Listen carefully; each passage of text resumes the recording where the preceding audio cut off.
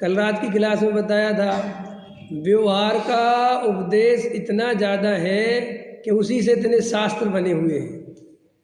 अगर निश्चय अकेले का उपदेश दिया जाता तो 2-4 शास्त्र से ज़्यादा नहीं बन सकते थे, क्योंकि जितने भी करणान योग के शास्त्र हैं वे सब व्यवहार की निमित्त की चर्चा तो करते हैं, कर्मों की चर्चा तो करते हैं, तो उससे इतने शास्त्रों का विस्तार होता है।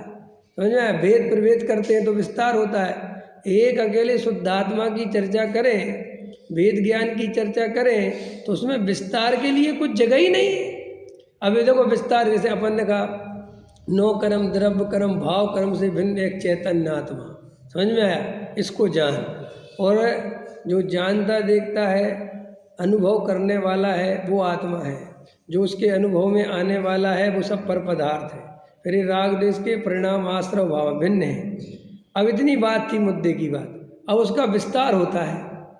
जैसा आश्रव किसे कहते हैं, फिर आश्रव के कितने भेद हैं, फिर उन भेदों के क्या क्या नाम है, फिर वे कैसे, फिर उनकी संख्या बढ़ती चली जाएगी। समझ में आएगी नहीं? फिर ऐसे बंद चर्चा, फिर साहब अजीब का वर्णन करो तो अजीब का वर्णन, फिर विस्तार से पुद्गल का वर्णन करते रहो, फिर 5 द्रव्यों का वर्णन, फिर अस्थिकाय का वर्णन। तो वो सारा विस्तार तो व्यवहार से, भेद प्रभेद से होता है। समझे? मूल मुद्दे की बात तो ये है कि मैं चैतन्य स्वभावी, ज्ञान स्वभावी आत्मा हूँ, यही मेरा स्वरूप है। और इसके अलावा मेरे ज्ञान में जो ये देह, शरीर, संयोग, मन, वाणी, वचन, काय की क्रियाएं झलकती हैं, ये मेरे स्वरूप में नहीं है। इनका कर्ता भोक्ता मैं नहीं हूँ। और ये श्रद्धान कर ले जो जीव, वो सम्यक दृष्टि हो गया। अब वो व्यवहार के भेद प्रभेद जानता है, नहीं जानता, उसे स्वर्गों के बारे में पता है, कितने स्वर्ग होते हैं, कितने नहीं होते, नरक कितने होते, कहाँ होते, क्या, कोई लेना देना नहीं है सम्यक दर्शन का। अपनी वस्तु की सच्ची पहचान हो जाए, अपना निर्णय हो जाए, बस सम्यक। इसलिए त्रयंच गति वाले को सम्यक दर्शन होता है, नरक गति वाले को सम्यसन होता है। मनुष्यों में भी चांडाल आदि को कम बुद्धिमान हो तो भी सम्यसन होता है। समझ में आया? देवगति में भी सम्यसन। क्यों? सम्यक दर्शन में ज्ञान का विस्तार नहीं चाहिए, अपने ज्ञान की पहचान चाहिए। समझ में आया कि नहीं आया?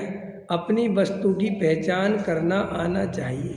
जैसे लोक में अपना पेट भरना सबको आता है, चाहे अनपढ़ हो चाहे बिना पढ़ा लिखा हो।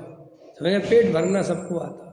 ऐसे ही आत्मा का अनुभव जो संगी पंचेंद्रीय जीव हैं, अगर उनकी योग्यता हो, काल लब्धि पकी हो, तो वे अपने आत्मा का अनुभव कर सकते हैं।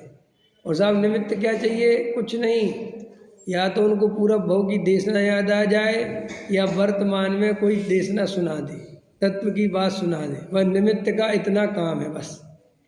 इसके अलावा देखो, जैसे ये भगवान होते हैं ना, बीतरागी भगवान, इसमें पढ़ते ना, जिन दर्शन कर निज दर्शन पा। तो वास्तव में जिन दर्शन से निज दर्शन भी कैसे होता है?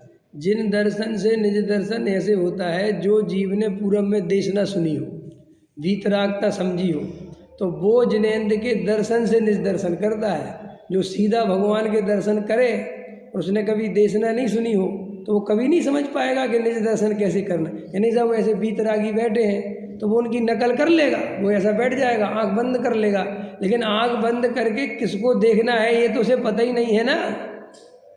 समझ में आया? तो जिन दर्शन कर निज दर्शन पा। तो जिन दर्शन से निज दर्शन भी कब होता है? जब देशना सुनी हो।